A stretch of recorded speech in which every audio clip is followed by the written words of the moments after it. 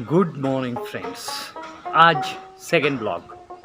Second ব্লগে আমার মুখ্য বিষয় হচ্ছে প্রকৃতি। আমার প্রকৃতির প্রতি বরাবরই একটা আকর্ষণ আর পাঁচটা মানুষের মতনই স্বভাবতই আছে, কারণ প্রকৃতি আমাদের জীবনের ভারসাম্য রক্ষা করে। কিন্তু আজকের দিনে মানুষ এই ইট কাঠ পাথরের জঙ্গলে প্রকৃতিকে কেন যেন ভুলতে বসেছে। প্রায়শই লম্বা চওড়া সুন্দর থেকে সুন্দরতর বাড়ি করে তাকে ইন্টেরিয়ার ডেকোরেশন দিয়ে গাছপালা কেটে ফেলেছে, এবং গাছপালা কেটে ফেলার ফলে কি হচ্ছে যে নতুন কিছু তৈরি হচ্ছে না, মানে নতুন কিছু প্রকৃতি গাছ লাগানো হচ্ছে না। তার ফলে আমরা ধীরে ধীরে রোগগ্রস্ত হয়ে চলেছি। খাবার খাই না খাই, ওষুধ যেন আমাদের জীবনে অনবদ্য একটা সঙ্গী হয়ে গেছে। খাবার খেলে ওষুধ, না খেলে ওষুধ, খাবার খাওয়া পর হজমের ওষুধ, খাওয়া আগে অ্যান্টি অ্যাসিডিক ওষুধ। এটা খুব যেন ভালো হচ্ছে না। প্রকৃতির এই পরিস্থিতিতে যেন আমরা নিজেকে আরও দুর্বল থেকে দুর্বলতর করে ফেলেছি। আমার এই ছোট্ট একটা প্রতিবেদন প্রকৃতি নিয়ে, কেন আমরা খুব ছোট্ট জায়গায় থাকি, একটা ছোট্ট শহরের ছোট্ট একটা জায়গা, আমাদের সামান্যতম জমির ওপরে গড়ে ওঠা আমার নিজস্ব তিল তিল করে জমানো পয়সায় সামান্য বাড়ি। তাতে ছোট্ট জায়গার মধ্যে গাছ আছে, তার মধ্যে রয়েছে সেগুন গাছ। আপনারা দেখতে পাচ্ছেন সেগুন গাছ, একবার দেখাই। বড় বড় পাতা, ফুল হয়, ফল এক ধরনের হয়, যদি ওটা খাদ্য বা খাবারের উপযুক্ত নয়।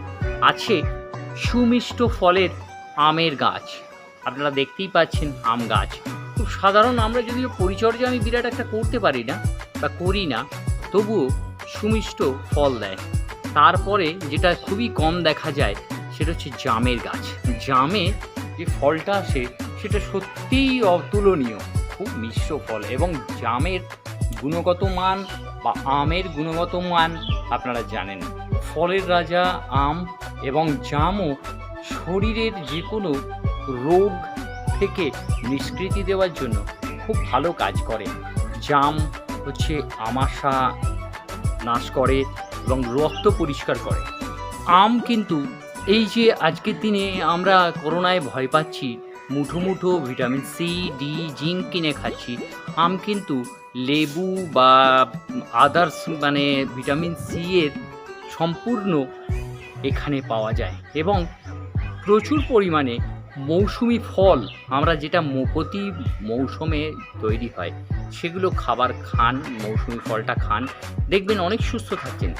যেমন এখানে মুঠো মুঠো আমরা দোকান থেকে সিডি জিঙ্ক না কিনে আমরা যদি মৌসুমের এই লেবু বা ধরুন আম, জাম এই জাতীয় ফল যদি খেতে পারি, আমাদের শরীরের জন্য খুবই উপকার হবে। এবং সবচেয়ে বড় প্রয়োজনীয়, একটু যদি দাম বেশি হয়ে গেছে এখন বর্তমানে, একটু পারলে ডাবের জলও খান। Mineral, vitamin C, D, zinc যেগুলো ওষুধে কিনে খাচ্ছেন সেগুলো খাওয়ার আর প্রয়োজন পড়বে না। এবং অনেক সময়ই দেখা যায় এই যে বাইরে থেকে কেনা ওষুধগুলো সবসময় আমাদের উপকারের লাগে না। আমরা ভাবছি মুঠো মুঠো ওষুধ কিনে নিলেই খুব ভালো হয়, তা নয়।